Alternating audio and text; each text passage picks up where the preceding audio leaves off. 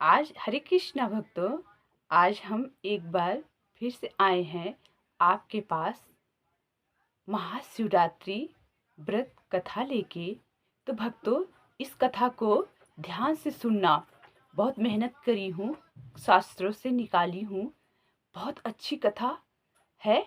शिव जी को हमारी क्या सबसे ज़्यादा क्या प्रसन्न होते हैं किस चीज़ से, और क्या उन्हें जो है क्या करने से हमें जो है उनकी कृपा प्राप्त होती है, और हमें वो जब खुश होते हैं, उनकी कृपा दृष्टि पड़ती है तो हमें वो क्या प्रदान करते हैं। भक्तों, प्लीज़ कथा को पूरा सुनना, स्किप मत करना, तभी आपको आनंद आएगा। लास्ट में ही सबसे ज़्यादा आनंद आता है कथा का।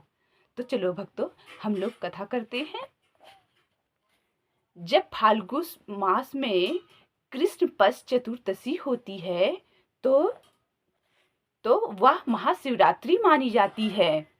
जैसे हम वैष्णव के लिए ये एकादशी व्रत बहुत महत्वपूर्ण होती है, सर्वाधिक प्रिय होती है, उसी प्रकार शिव भक्तों के लिए ये महाशिवरात्रि व्रत उनके लिए सर्वश्रेष्ठ और सर्वाधिक प्रिय व्रत होती है। हम वैष्णव भी कुछ शिवरात्रि व्रत रखते हैं शिव जी की कृपा पाने के लिए, जिससे शिव जी की कृपा मिले और हमें प्रेमा भगवान की प्रेमा भक्ति मिले। शिव जी परम वैष्णव हैं, उनसे बढ़कर कोई परम वैष्णव नहीं है। चलिए भक्तों, हम आगे चर्चा करते हैं कथा के ओर ध्यान देते हुए। तो जो ये महाशिवरात्रि है जो हम मना रहे हैं, इसके पीछे बहुत ही कारण हैं। तो हर युग में अलग अलग लीलाएं होती हैं। भगवान के अवतार का एक ही कारण नहीं है। जैसे बताया जाता है शिवरात्रि के दिन भगवान शंकर माता सती से विवाह किए थे आज ही के दिन। यह एक कल्प की बात है। और दूसरे अवतार में, फिर दूसरे युग में भगवान शंकर माता पार्वती को दर्शन दिए थे, यानी महाशिवरात्रि के दिन। फिर ऐसे एक घटना और घटी। सतयुग में लोग क्या करते थे, हरि का ध्यान और तर जाते थे। अब सतयुग के बाद आया त्रेता युग। त्रेता युग में क्या करते थे, यज्ञादि कर्म किया। उस त्रेता युग में जब यज्ञ किया जाता था तो देवता लोग स्वयं प्रकट होके आहुति ग्रहण करते थे। फिर उसके बाद आया द्वापर। द्वापर में क्या हुआ, द्वापर में पूजा विधि की गई, उसमें यज्ञ खत्म हो गया। त्रेता युग में पूजा विधि करने हेतु भगवान शिव लिंग रूप में प्रकट हुए। वह अग्नि लिंग था, लोहे के समान जलता हुआ लाल लोहा। अब साकार रूप पूजा होनी है। लिंग के रूप में भगवान शंकर जब प्रकट हुए, उसमें इतनी अग्नि थी, इतना प्रकाश था, इतना तेज था, और इतना तेज था, साक्षात गंगा ने स्वयं अपने जल से उनका अभिषेक किया, अमृत जल से अभिषेक किया। ये शिवरात्रि का ही दिन था। और फिर शिवलिंग की पूजा आरंभ हुई। ये अलग अलग युग की अलग अलग लीलाएं हैं। हमें उनके लीलाओं को याद करते हुए, उनकी कृपाओं को याद करते हुए हमें उत्सव मनाना चाहिए। अब न सतयुग, न त्रेता, न द्वापर युग है, अब तो है कलयुग। हमें कलयुग में क्या करना चाहिए। भगवान शंकर ने हमें सभी जीवों को ये दिखलाया, देखो तुम मेरे मंदिर आते हो बहुत सारी कामनाएं लेकर।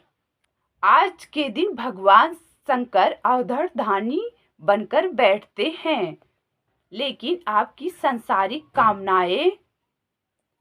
कामनाओं को पूरा करने के लिए नहीं, ज्ञान, वैराग्य और भक्ति देने के लिए, जिसके लिए मैंने मनुष्य शरीर पाया है, कर्म बंधन बढ़ाने के लिए नहीं। कर्म बंधन काटने के लिए जो उपाय है, भक्ति का दान करते हैं आज के दिन, जिससे हम लोग कर्म बंधन से छूट सकें। और हम लोग क्या सोचते हैं आज के दिन, अरे भोलेनाथ बहुत भोले हैं, हमारे सारे सांसारिक कामनाओं की पूर्ति करेंगे। अरे ऐसा नहीं है, ऐसे वो भोले नहीं हैं, वो भगवान है, विश्वेश्वर हैं, देव के देव महादेव हैं। वो आपको दिव्य सामान देंगे जो उनकी झोली में होगा। आपको ऐसा सामान नहीं देंगे कि आपका कर्म बंधन बढ़े, आप यही मृत लोक भटकते रहे। नहीं, आपको दिव्य सामान देंगे जिससे आपको भगवान का प्रेमी भक्ति मिले और आपका कल्याण हो। तो कलयुग में जीव क्या करे? कलयुग में केवल नाम आधारा, सुमर सुमर नर उतरे भव पारा। राम ही सुमर राम ही गावे।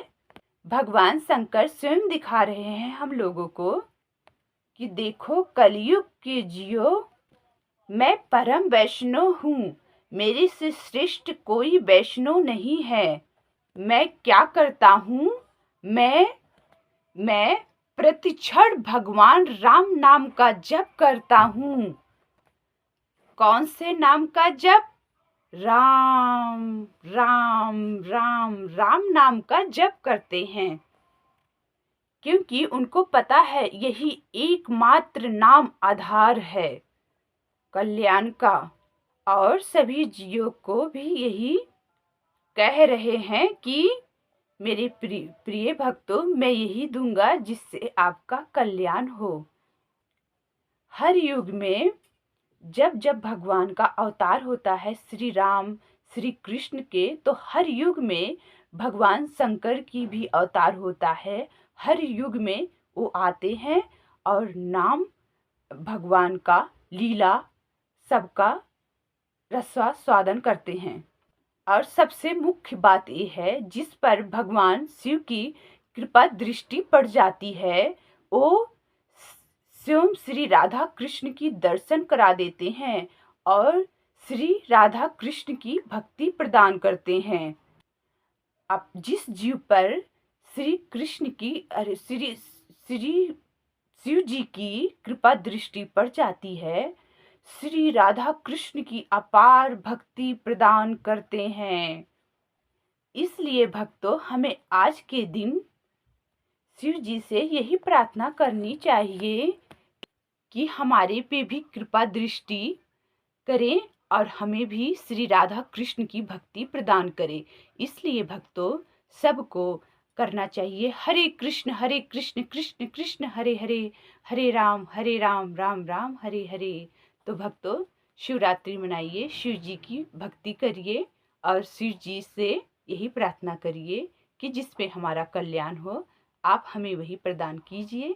तो भक्तों, अगर आपको ये कथा थोड़ी सी अच्छी लगी हो तो भक्तों, आप अपना प्यार बना के रखना और इसके बाद लाइक कर देना।